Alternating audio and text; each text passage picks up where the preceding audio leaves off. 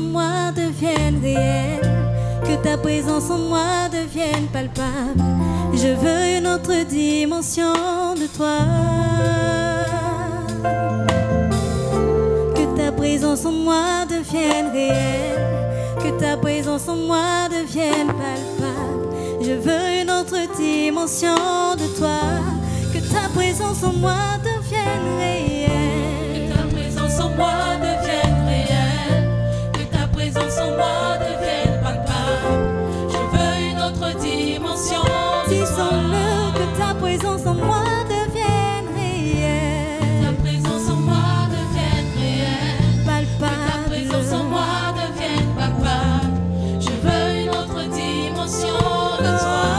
Que ta présence en moi devienne réelle. Que ta présence en moi devienne palpable. Que ta présence en moi Je veux devienne une autre dimension. Je veux une autre dimension de toi.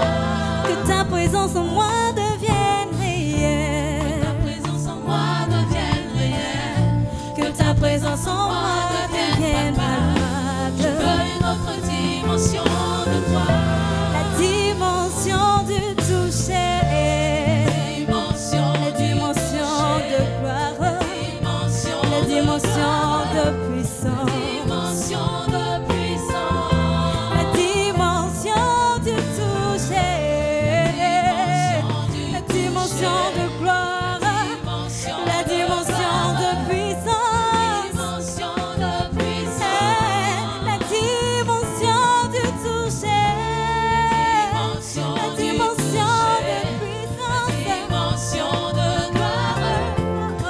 dimension de puissance. La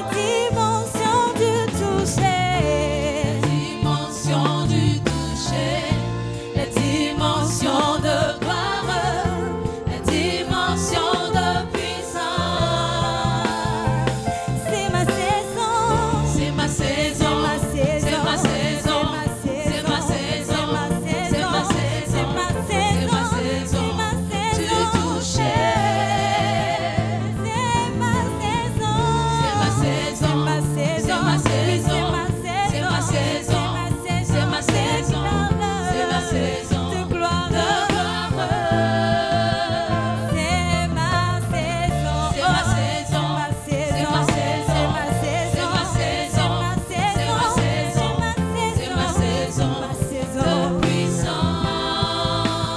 C'est ma saison. C'est ma saison, c'est ma saison, c'est ma saison, c'est ma saison, c'est ma saison de toucher.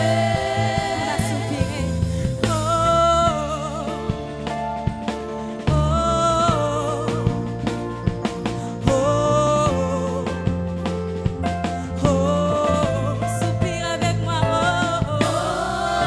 je soupire après ta présence, je soupire après ta présence, je soupire après ton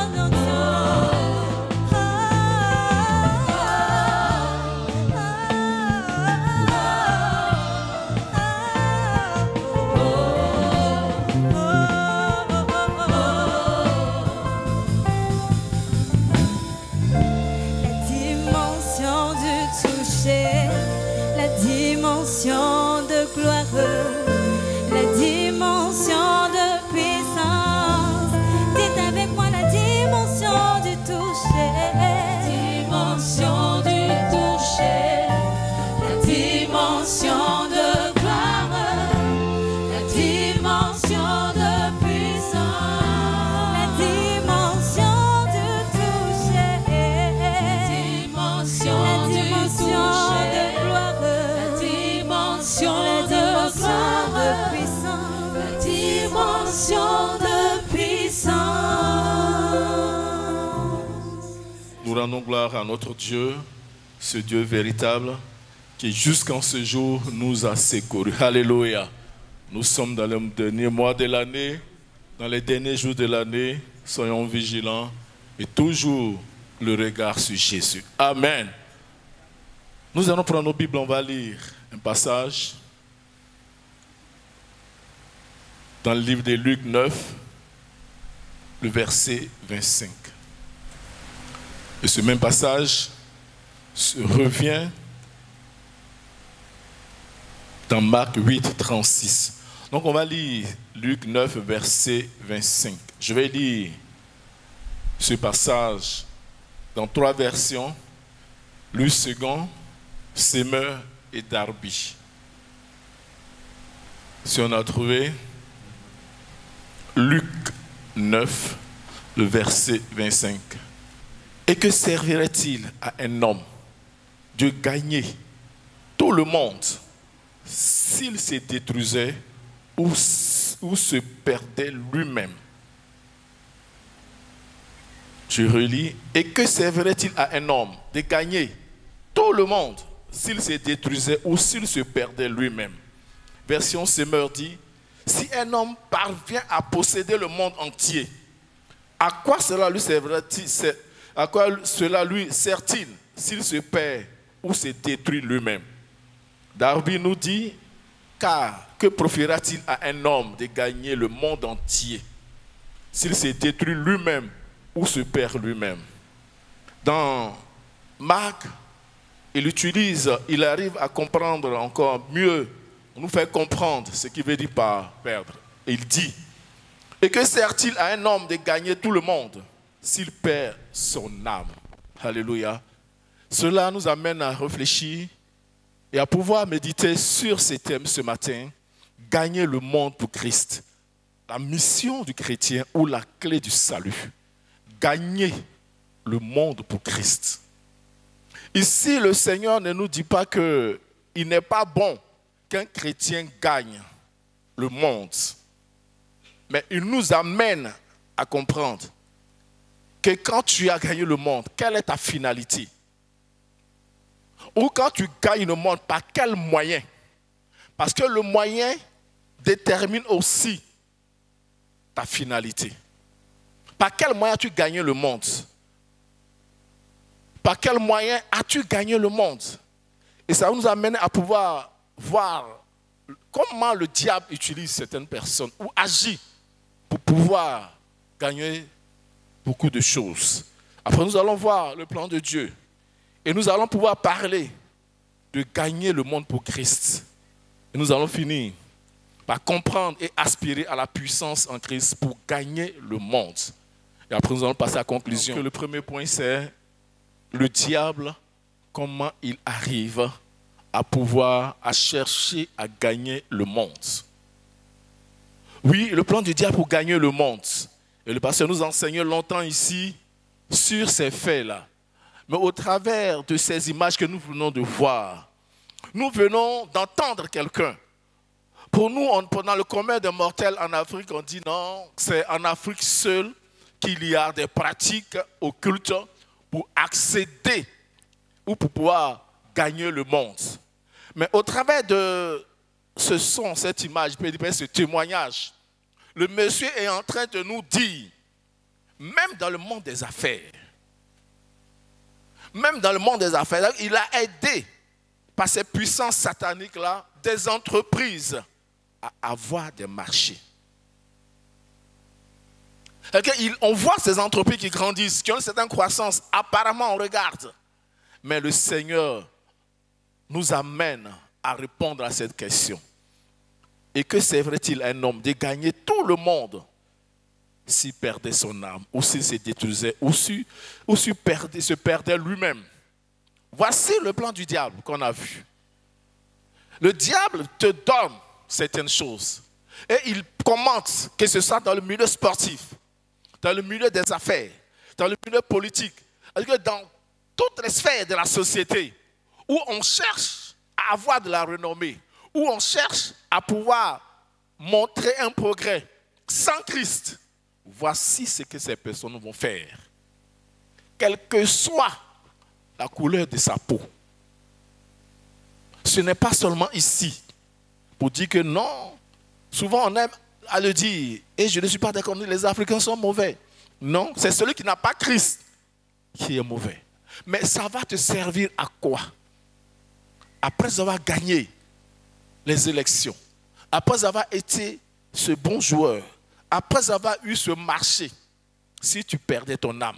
Parce que la manière d'obtenir ce marché, La manière d'arriver à ce niveau-là, ce n'est pas la manière que Dieu nous conseille. Et ça doit nous amener à comprendre, nous chrétiens, que ces choses, comme on nous enseigne depuis quelques dimanches, sont réelles. Il ne faut pas dire parce que je suis en France, je ne suis plus en Afrique. Non, ce que le pasteur enseigne, je ne suis pas concerné. Ce sont mes parents d'Afrique là qui ont une jalousie démesurée. Ce monsieur, on a vu la couleur de sa peau. Je ne pense pas qu'il soit africain. Mais il dit ce qu'il a fait. Il dit ce qu'il a entendu. Il dit ce qu'il sait. Pour dire, le diable n'a pas de couleur. Le diable n'a pas de nationalité. Le diable n'a pas de taille. Le diable, ce n'est pas parce qu'on n'a pas de dents dans la bouche qu'on est le plus grand sorcier du village. Le diable n'est pas forcément édenté. Le diable, il est le méchant. Toute personne qui utilise toutes ces méthodes malsaines pour pouvoir atteindre un objectif, toute personne qui s'appuie sur des pratiques occultes pour atteindre un objectif, se met dans le plan du diable. Et nous savons que Jean 10, verset 10 nous dit de manière très claire, le voleur ne vient que pour dérober, égorger et détruire. Voici ce que le diable sait faire. Et nous voyons aujourd'hui cette prolifération des porte-monnaies magiques. On voit la prolifération de personnes qui habitent dans des quartiers précaires, qui vivent une pauvreté criarde, mais qui te dit qu'il multiplie l'argent, qu'il a la puissance de multiplier l'argent. Il va le faire, se faire filmer, et la jeunesse va courir après ces personnes-là. Quelle est cette personne qui peut faire prospérer les autres pendant qu'ils demeurent dans la pauvreté? Et si en cela, cette question nous revient, à quoi va te servir si tu as toute cette fortune-là et tu perds ton âme et tu te détruis toi-même? Parce que le diable te donne ces moyens-là par cette méthode que lui connaît le secret. Mais la finalité c'est quoi? Comment est-ce que tu vas finir? Quelle est la finalité? Et quand on regarde dans les Saintes Écritures, il y a ce cas de Pharaon. Pharaon était une autorité politique, un roi très puissant. Et Moïse a vécu avec Pharaon. Il est conscient de la capacité spirituelle de Pharaon. Parce que lorsque Moïse est parti avec l'Esprit de Dieu vers Pharaon, on a vu que Pharaon avait fait sortir ses magiciens. Pharaon avait sorti pour dire que voici sur quoi il s'appuie pour pouvoir gouverner. Et c'est pour cela que Dieu pouvait dire à Moïse, si tu veux voir Pharaon, quand tu prends Ézéchiel 29, il dit, qu'est-ce que la Bible nous dit d'Ézéchiel 29? On appelle Pharaon grand crocodile, parce qu'il était toujours au bord du Nil. Dieu lui dit, va au bord du Nil. Voilà la puissance qu'il utilise. Et ça doit nous amener à comprendre. Voici ce que ceux qui ne connaissent pas Christ font. Quel que soit le lieu où tu te trouves, cette action est réelle. Voici comment est-ce que les enfants de ce monde, les enfants des ténèbres, cherchent à gagner le monde. Par des pratiques occultes, par des puissances que j'appelle puissances malsaines, par des puissances démoniaques dans toutes les sphères de la société. Même dans le sport en Europe. On a peut-être écouté beaucoup de témoignages où des personnes ont eu des contrats dans une équipe. Mais avant de jouer, on t'amène voir un médium pour te préparer spirituellement. On a vu ces personnes en Europe, comme il a dit, pour avoir des marchés, vont aller voir ces serviteurs du diable pour détruire l'autre, pour que lui puisse avoir le marché. Dans le monde politique, même ce qu'on appelle les Blancs cherchent ces puissances-là. Il y a un chef d'État français qui, pendant sa campagne, est allé dans la loge de la franc-maçonnerie. Et ça a été filmé, diffusé. il n'en a pas honte. Parce que c'est ça sa croyance. C'est de cette puissance-là. C'est sur la puissance sur laquelle il s'appuie. Et ça nous amène à toujours nous poser la question. Et à te poser la question. À quoi ça va te servir si tu arrives à gagner toutes ces fortunes-là et si tu perdais ton âme? À gagner tout cela et à la fin de ta vie, tu n'as pas la paix, tu n'as pas le salut, tu es perturbé. Dieu ne nous dit pas que le chrétien ne doit pas prospérer.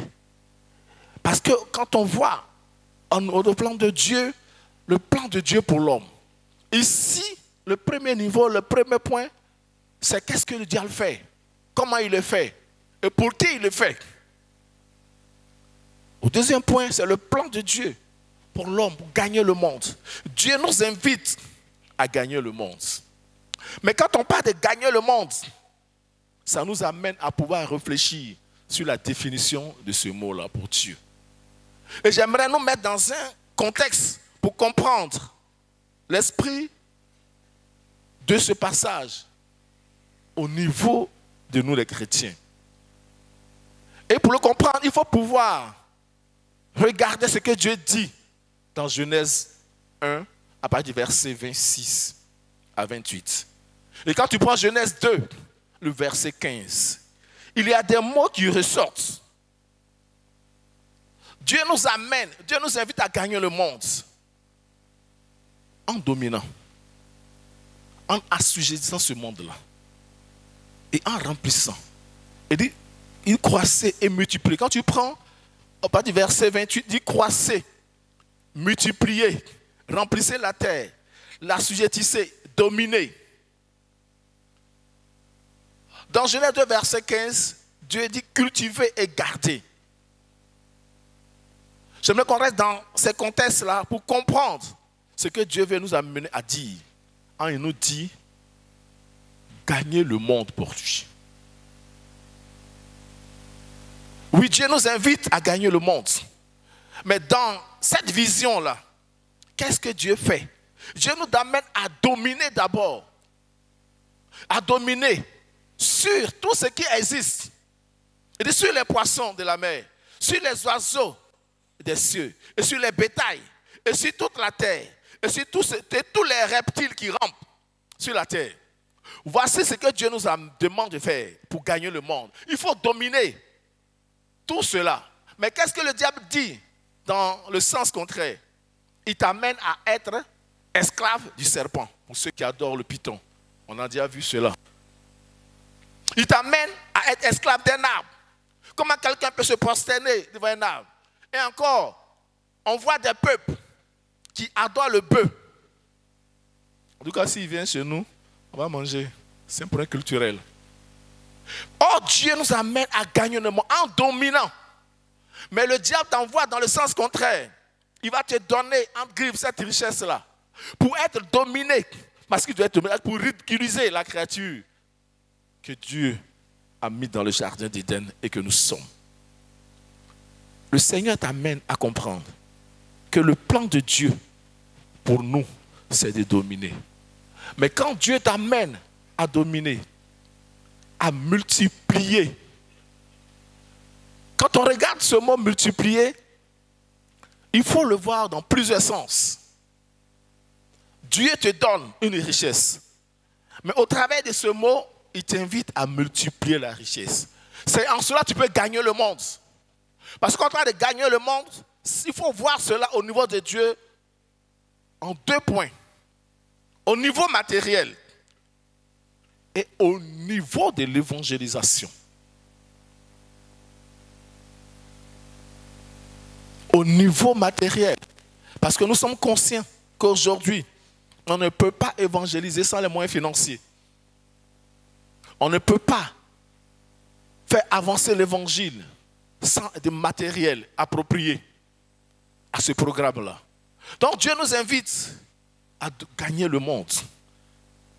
Déjà, à pouvoir, en tant que chrétien, contrôler les richesses de ce monde-là. Et c'est ce que l'ennemi a compris. Et c'est pour ça qu'il cherche de manière stratégique à placer ses pions dans des endroits, dans des positions, pour pouvoir imposer sa conception satanique au monde. Tu vois aujourd'hui des chefs d'État qui peuvent aller dans des écoles primaires, dire aux enfants que les parents peuvent avoir le même sexe. Mais Dieu nous amène à gagner le monde en multipliant la richesse qu'il nous donne, en dominant l'environnement que nous avons. Alléluia. C'est ça. Il faut remplir la terre, c'est vrai. Mais de quoi? Avec quoi et pourquoi? Dieu nous invite à remplir la terre. Mais nous devons remplir la terre de quoi? Et pourquoi? Nous devons remplir la terre de la richesse qui appartient à Dieu, contrôlée par les enfants de Dieu. Remplir la terre des hommes qui servent Dieu, qui marchent dans les préceptes de Dieu. C'est ça, gagner le monde pour Dieu. Et nous, chrétiens, nous devons avoir cette vision-là. Parce que c'est à cela que Dieu nous appelle. Évitons, en tant que chrétiens, de pouvoir rester là, dans des endroits où tu es seul. Tu dis non, je suis converti, mais je vais rester là seul. Je ne vais pas approcher les autres. Dieu dit, nous devons gagner le monde. C'est-à-dire que là où Dieu nous place, dans le jardin où tu as placé, dans cette assemblée, dans ce quartier, dans cette commune, dans ce pays, et dans tout autre endroit où Dieu te place, c'est là que tu dois amener Dieu au travers de tes actions à gagner le monde. Et Dieu nous dit, quand on lit les épîtres de Jean, 3 Jean 1, je lis le verset 2, on peut lire 1 à 4, mais je vais lire le verset 2. Il dit, bien-aimé, je souhaite que tu prospères à tous égards. Dieu souhaite que nous puissions prospérer. Alléluia. Je ne parle pas du ministère de la prospérité, quand le pasteur est très clair dessus. C'est pas ce que Dieu veut dire. Il dit, bien-aimé, je souhaite que tu prospères à tous égards. Et ne s'arrête pas là. Et sois en bonne santé, comme prospère l'état de ton âme. Quand Dieu te permet de gagner le monde, tu es en bonne santé. Quand Dieu te permet de gagner le monde, ton âme aussi est en bonne santé. C'est ça le plan de Dieu, gagner le monde. C'est ça la vision de Dieu, gagner le monde. Dieu nous appelle à prospérer dans nos activités, dans nos entreprises. Dieu nous appelle à pouvoir être la tête et non la queue dans nos investissements. Mais quand Dieu le fait pour gagner le monde, il le fait tout en nous rassurant que nous sommes en bonne santé. Alléluia. Nous voyons beaucoup de choses. Nous voyons des personnes qui arrivent à servir le diable. Et on voit, tu les regardes, ils ont de l'argent. Mais quand tu les approches, ils ne sont pas en bonne santé. On voit des cas. Des gens qui ont des totems pas possibles. Des gens qui doivent faire des choses extraordinaires, insupportables. Se laver à minuit à des endroits pas possibles. Des gens qui sont stressés. Parce que le pacte qu'il a tissé, on dit c'est pour 5 ans. C'est périssable. Mais Dieu ne nous invite pas à gagner le monde avec une date de péremption. Dieu ne nous invite pas à prospérer à tous égards avec une date de péremption. Alléluia. Pour Dieu, il n'y a pas de date de péremption à ce niveau-là. Il t'invite à gagner le monde. Et il va au-delà. Et être en bonne santé. Comme prospère l'état de ton âme. Avec Dieu, nous cherchons à gagner le monde sans se détruire soi-même. On cherche à gagner le monde en étant rassuré de notre salut. On cherche à gagner le monde en étant convaincu que demain sera meilleur qu'aujourd'hui. Voici ce à quoi Dieu nous appelle. Et Dieu nous amène à pouvoir méditer cela. Pourquoi et comment cherches-tu à gagner le monde? Avec quoi? Dans quelles conditions? Pour nous chrétiens, avec Christ, nous ferons des exploits. Alléluia. Avec notre Dieu, nous partons de succès en succès. C'est lui qui nous dit, croissez. Quand tu prends Genèse 1, le verset 28, je lis. Il dit, et Dieu les bénit. Et Dieu leur dit, croissez, multipliez. C'est-à-dire que Dieu nous invite à la croissance.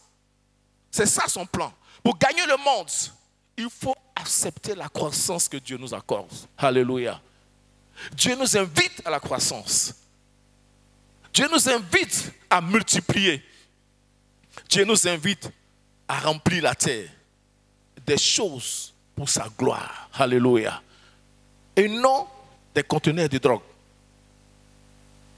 Dieu ne nous invite pas à remplir la terre des Kadhafi.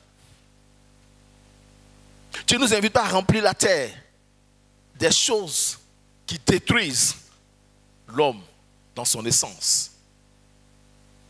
Alléluia. Et il faut comprendre que notre Dieu vient. Quand on regarde la vie du chrétien, on voit que le Seigneur, en venant, cherche à mettre l'homme dans son état initial. Parce que quand Dieu nous a mis dans le jardin d'Éden, c'était pour la croissance, multiplier, dominer, assujettir. Et Satan, c'est un niveau, vient pour pouvoir nous faire perdre cette autorité. Christ vient pour nous remettre dans cet état-là. Et c'est en cela que tu ne peux pas expérimenter ces choses loin de Christ, sans Christ. Le Seigneur nous invite à pouvoir gagner le monde au niveau matériel, au niveau spirituel, je peux dire, dans l'évangélisation. Dieu dit, allez, faites de toutes les nations ses disciples. Au-delà de gagner le monde, au niveau matériel, Dieu nous invite, avec ce qu'il nous donne, à gagner le monde au niveau spirituel. C'est ça, gagner le monde pour Christ. Et comme j'ai dit, on définit le mot gagner par dominer, assujettir, multiplier ce que Dieu nous donne. Parce qu'en multipliant les richesses, tu gagnes le monde. Mais en gagnant le monde, le troisième point, qu'est-ce que tu en fais? En gagnant ces biens matériels, quand Dieu te bénit, parce qu'il est là pour te bénir, il multiplie ce qu'il t'a donné, il te fait prospérer, il te fait avancer. Mais c'est pourquoi, et quand on lit ce passage de Luc, Dieu veut nous amener à comprendre que si nous gagnons le monde, et quand il nous a permis de gagner le monde, c'est pour le servir. Et comme le pasteur l'a dit tout à l'heure, pas pour se servir de lui, mais pour servir Dieu, et non pour se servir de Dieu. Dieu t'a béni. Mais est-ce que tu as gagné cet aspect-là pour Dieu ou pour autre chose? Oui, nous devons gagner le monde, c'est-à-dire au niveau matériel, au niveau social, au niveau professionnel, à tous les niveaux, mais dans l'optique de servir Dieu. Il ne faudrait pas que notre position nous éloigne de Dieu. Il ne faudrait pas que notre position sociale nous rende indisponibles pour l'œuvre de Dieu. Alors donc, ce témoignage de chef d'État américain qui est resté moniteur malgré sa position sociale. Parce qu'il a compris qu'il faut gagner le monde pour Christ. Il a compris cela. Oui, il faut gagner le monde pour Christ. Avec ce que Dieu te donne, que fais-tu? Avec ta position, que fais-tu? Dieu peut te positionner quelque part pour servir l'Église. Et on a vu ce dimanche passé. Tu peux être la main, les yeux, les oreilles. Tu peux être quelque chose, vraiment parmi les dons spirituels. Là où tu es, est-ce que tu arrives à servir Dieu, à gagner cette position-là pour servir Dieu? Que fais-tu avec la position que Dieu t'a donnée dans la société? Que fais-tu avec les moyens matériels que Dieu t'a donnés dans la société? Et j'ai aimé ce témoignage quand on lit les livres de Dag Mill. Il a fait la médecine. Mais dans ce jardin où Dieu l'a placé, quand il a accepté le Seigneur, il a commencé le ministère, il a commencé dans sa faculté, il a commencé à pouvoir évangéliser dans ce jardin où Dieu l'a placé. Là où Dieu t'a placé, combien de personnes as-tu envoyé au Seigneur? As-tu gagné le monde pour Dieu? Ou es-tu dans ton coin, ne veux pas parler de Christ? Dieu te positionne pour gagner le monde à lui. Parce que lorsqu'on le fait sainement, comme l'a dit Jean, on prospère à tous égards, comme prospère l'état de notre âme. Bien-aimé, Dieu t'invite à gagner le monde. Dieu t'invite à le gagner, ton environnement. Mais que fais-tu de ta position? Que fais-tu de ta bénédiction que Dieu t'a donnée? Et ça nous permet de pouvoir, dans cette étape de gagner le monde pour Christ, dans ce troisième point, parler des dîmes et des offrandes. Vous savez, quand Dieu te bénit, Dieu dit, et je lis ce livre de Proverbes, il dit, honore l'Éternel avec tes biens et avec les prémices de tout ton revenu. Proverbe 3, verset 9. Proverbe 3, verset 9. Il dit, honore l'Éternel avec tes biens. Dieu te bénit. Même ta position sociale, tes moyens financiers, Dieu te donne pour l'honorer, pour le servir.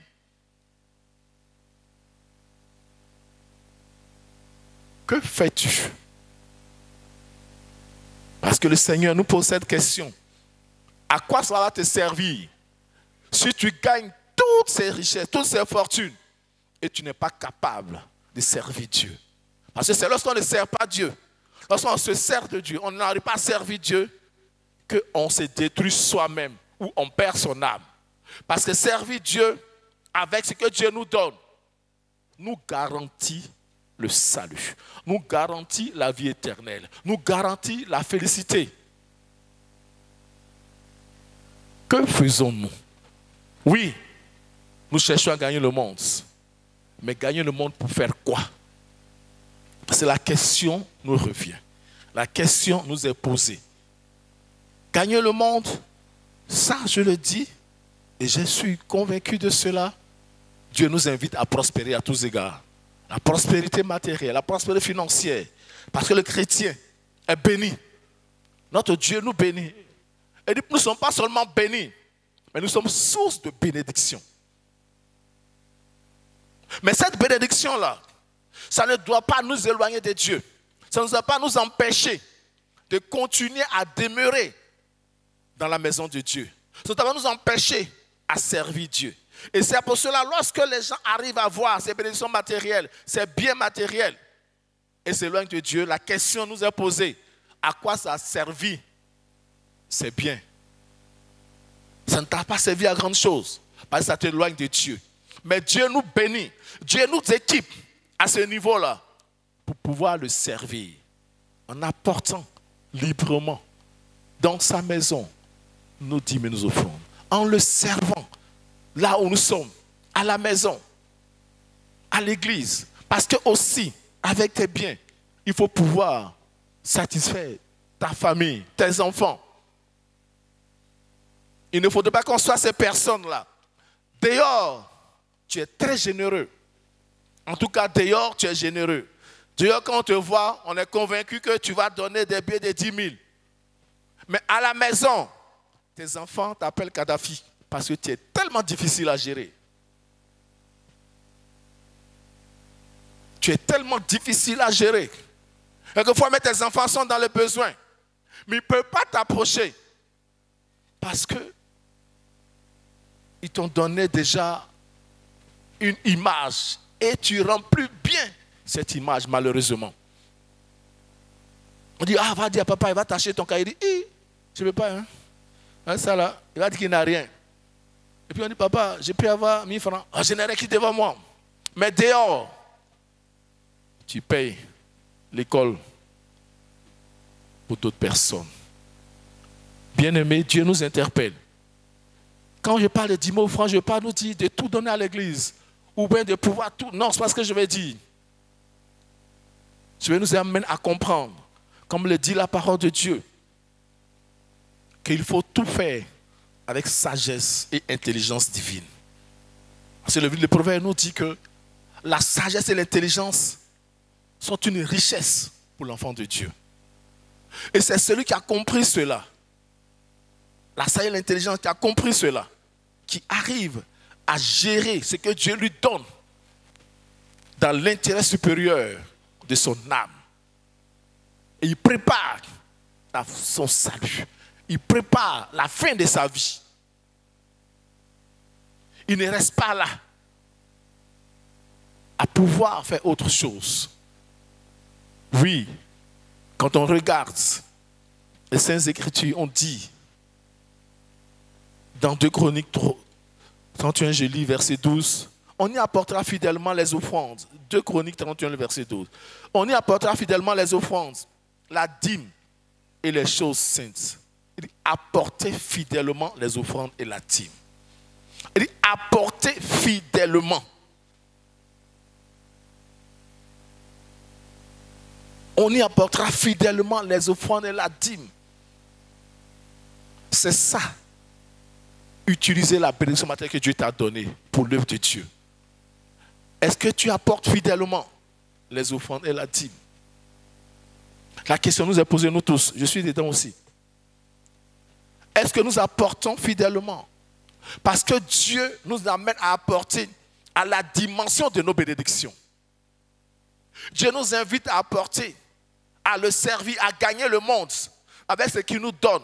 Et gagner ce qu'il nous donne, de pouvoir investir dans l'œuvre du Seigneur pour la croissance du royaume de Dieu. Est-ce que nous le faisons fidèlement? Si oui, gloire à Dieu. Sinon, ressaisissons-nous. Parce que Dieu nous invite à apporter fidèlement. Il dit, on y apportera fidèlement les offrandes et les dîmes. On ne doit pas apporter pour remplir une formalité. On ne doit pas apporter parce que l'autre doit me regarder si je n'apporte pas. On ne doit pas apporter en pouvant cacher certaines choses. Souvent, je ne suis pas contre les enveloppes. Non. Mais souvent, tu vois des personnes qui font exprès, mettent 500 francs dans une enveloppe. Et puis, ils font bien. Et puis, ils mettent dans l'enveloppe qu'on donne. Et c'est une offrande. Et je me suis posé la question, mais si tu as ajouté les 25 francs d'enveloppe, là, tu aurais apporté plus.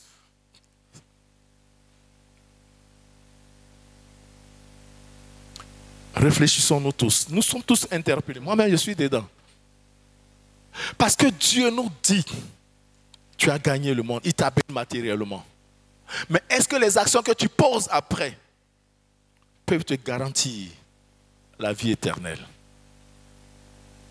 La façon dont tu utilises ce que Dieu t'a donné. Parce que Dieu nous bénit pour le servir. Dieu nous bénit pour être un instrument dans sa maison. Dieu nous bénit pour répondre aux besoins. Vous savez ce que j'ai compris dans notre foi chrétienne? On prie, l'Église prie pour bâtir le temple. Mais c'est par ces personnes, par nous, nous allons faire cela. On prie pour dire on veut un quart. Parce qu'on en a besoin pour les activités de l'Église. Mais Dieu va te bénir pour te donner les moyens de le faire. Tu dis non. Dieu te bénit pour le servir. Dieu te donne ce que tu as pour le servir. Ce qui est intéressant dans notre Dieu, vous savez, il ne va pas te donner 1 million et il va t'arracher tout pour t'appauvrir, non. Et c'est pour cela, il te donne la liberté pour les offrandes, pour voir ta maturité spirituelle. Mais pour la dîme, il te donne tout. Je ne sais pas si je me suis fait comprendre. Pour les offrandes, Dieu te laisse pour voir ta maturité spirituelle. Mais pour la dîme, il te précise, il dit 10%. Ça là, apporte ça. Mais pour les offrandes là, je te regarde maintenant pour voir si tu es vraiment mature. Quel est le degré de maturité que tu as? Alléluia.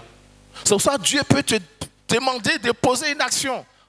À toi, il a parlé, ce n'est pas affaire de quelqu'un a dit non, comme le pasteur a dit tout à l'heure. Et ça va nous aider encore ce programme de fin d'année. Parce qu'on s'est rendu compte, nous chrétiens, on aime quand on vient nous dire, Dieu m'a dit d'apporter 1 milliard. Et puis demain, tu vas recevoir 10 milliards. Les chèques vont sortir. Mais si on dit apporte pour l'œuvre du Seigneur, et puis on s'arrête là, combien sont ceux-là même qui auront compris cette valeur d'apporter? Et comme le pasteur nous a dit tout à l'heure, apportons à Dieu sans manipulation. Apportons à Dieu sans manipulation. Parce que si on t'a manipulé pour apporter à Dieu, cette question t'est posée. À quoi va te servir de gagner le monde si tu payes? Parce que tu n'as pas apporté avec une maturité spirituelle, mais tu as apporté avec une manipulation. Bien-aimé, Dieu nous propose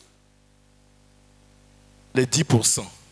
Mais pour les offrandes, il nous laisse à notre maturité spirituelle. Gagnons le monde en apportant à Dieu. Alléluia.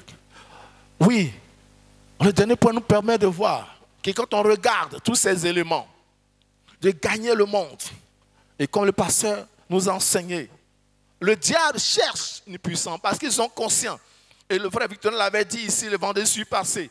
Quelqu'un lui a dit que si tu as eu 2000 francs dans ta poche, c'est une puissance qui te l'a donnée. Les hommes de ce monde qui n'ont pas Christ sont conscients que pour avoir un marché, il faut pouvoir activer des puissances sataniques. Pour pouvoir être champion du monde, on voit ici la Coupe du Monde partout. Dans le sport, ils font des pratiques occultes. Mais nous, enfants de Dieu, nous qui avons le Dieu véritable, devant qui tout genou fléchit. Alléluia. Il dit, je vous ai donné le pouvoir de marcher sur les serpents, les scorpions. Et sur toute la puissance de l'ennemi. Et rien ne pourra nous nuire. C'est ce que Dieu nous a dit. Et c'est ce qu'il a accompli. Et quand on lit les Saintes Écritures, dans 1 Samuel 18, verset 28 à 30, mais je vais lire à partir du verset 28 et sauter, aller au verset 30. 1 Samuel 18, 28 à 30. Le verset 28 dit, alors Saül vit et comprit que l'Éternel était avec David. Alors Saül vit et comprit que l'Éternel était avec David.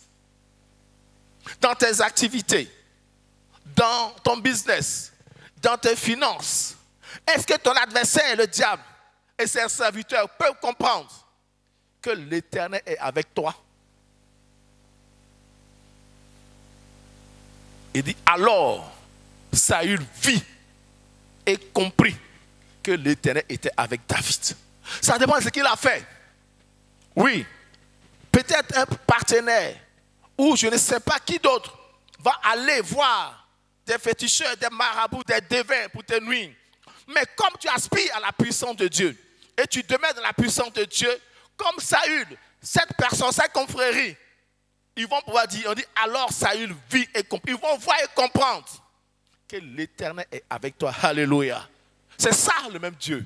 Ce qu'il a fait pour David, il veut le faire pour toi dans tes finances. Il veut le faire pour toi dans ton entreprise. Il veut le faire pour toi dans tes activités. Il veut le faire pour toi dans ton travail. Il dit, alors Saül vit et comprit. Parce qu'il sait ce qu'il a fait. Ce qu'il a fait là, si ce n'est pas que Dieu était avec David, il l'aurait tué rapidement. Mais malgré tout cela, il a échoué. Et cela, il conclut et dit, alors il a vu et il a compris que c'est l'Éternel. Le verset 30 de toujours 1 Samuel 18 dit, oh, les capitaines des Philistins se mirent en campagne. Et chaque fois qu'ils sortaient, David avait plus de succès que tous les serviteurs de Saül. Alléluia. David avait plus de succès que tous les serviteurs de Saül. Pourquoi? Parce que Dieu est avec lui. Alléluia. Parce que Dieu est avec David. Donc il a le succès. Bien-aimés, je vais vraiment nous inviter à comprendre que ce que Dieu nous enseigne dans ces derniers jours, en parlant de sa puissance, prenons ça au sérieux.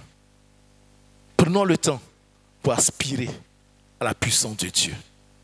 Parce que c'est parce que David cherchait toujours Dieu que Saül a compris.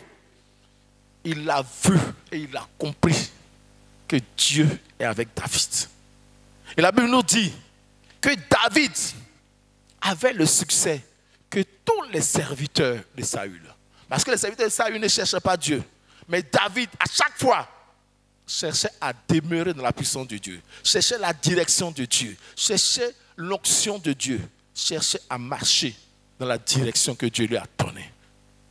Oui, bien-aimés, ça nous interpelle. Et ça voit l'importance pour nous, Église du Seigneur, à aspirer à la puissance de Dieu. Dans tout ce que nous faisons. Parce que quand on parle de succès, c'est à tous les niveaux pour Dieu. Notre Dieu n'est pas limité. Notre Dieu n'est pas limité. Il dit, les serviteurs de Saül ont vu aussi le succès que David a fait. Bien-aimé, j'aimerais conclure pour dire, comme le dit Job 22, le verset 28, et je lis, à tes résolutions répondra le succès. À tes résolutions répondra le succès. Dieu nous enseigne sur sa puissance. Dieu nous invite à gagner le monde pour lui. Mais à tes résolutions répondra ton succès. Que Dieu nous bénisse.